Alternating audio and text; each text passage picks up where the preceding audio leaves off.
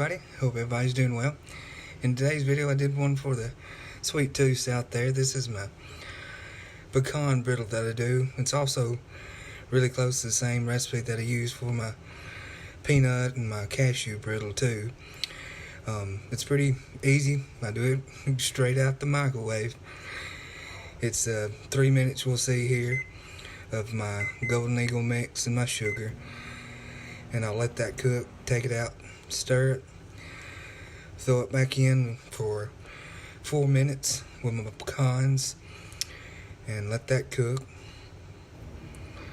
And then once that's cooked for the 4 minutes, I'll take it out, stir it again. Once it's good and stirred and mixed together, I'll add in my butter and my vanilla flavoring. Cook that all for a minute.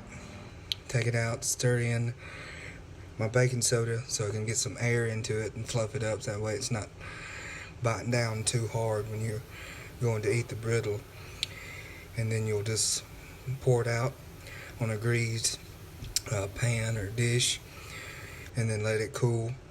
Once it's cool, just break it up and enjoy it, or put it in a ziplock container, and there you go. Anyways, I love y'all, and I'll catch you on the next one.